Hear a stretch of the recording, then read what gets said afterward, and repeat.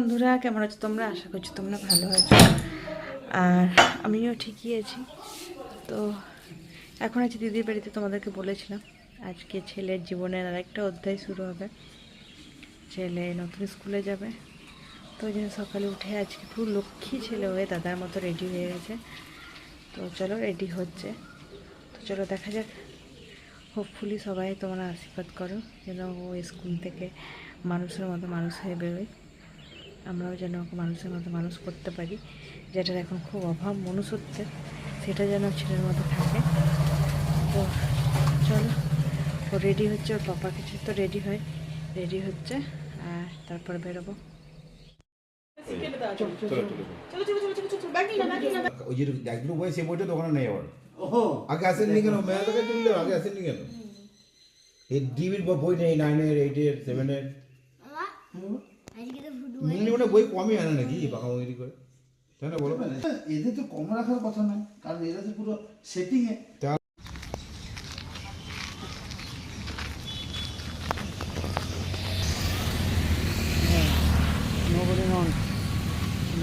ধন্যবাদ হচ্ছে। Bye bye.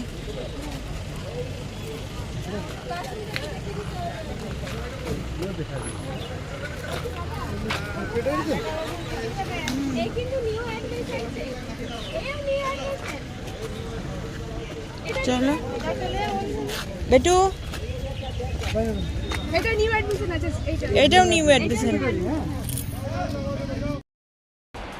এসছি, আর অনেকক্ষণ এসে টিফিন করা হয়ে গেছে। মনটা আজকে রিওর দিকে পড়ে আছে।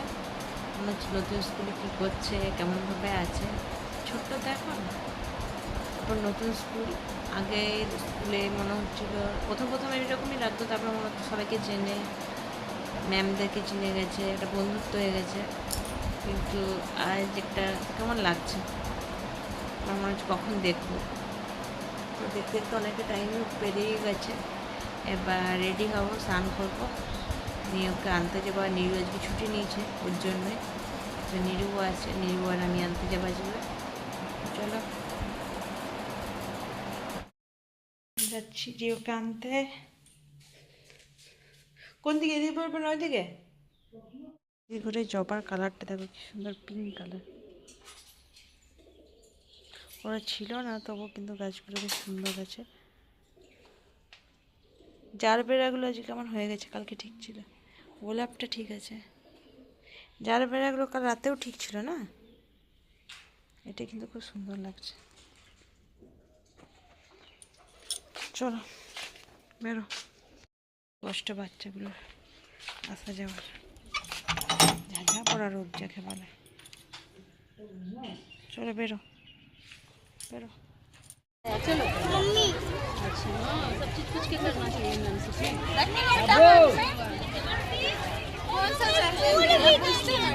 बेटू मैम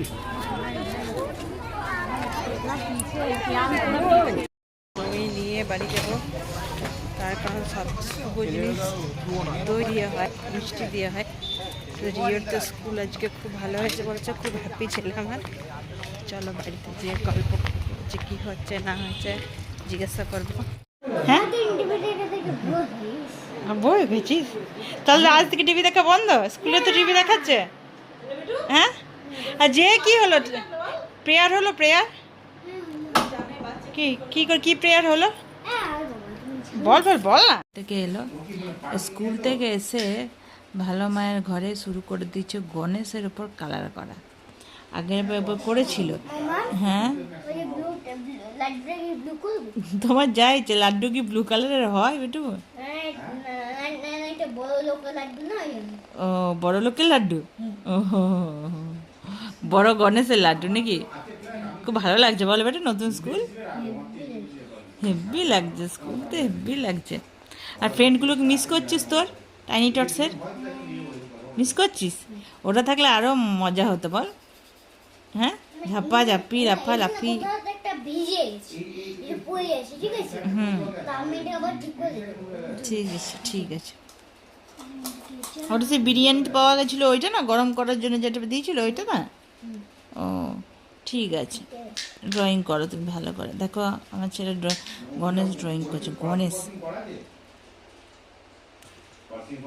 জিনিস হামলা করে নিচে রিও সব কালা টালা যা পাচ্ছে বের করে নিয়ে চলে আসছে।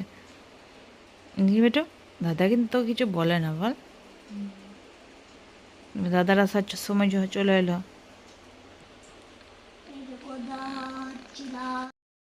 বেরিয়ে গড়িয়ে এখন প্রায় ওই 8:30, টিফিন খেয়ে গল্প করে রিওকে পড়তে বসেছি। এখানে তো হচ্ছে না, মাসিমণি আমার ভালো মায়ের বাড়িতে যা হয় আদৌ ভালোবাসা, ড্রয়িং এসব চলছে, গান গিটার, তো কোনো মন্দে বসছে।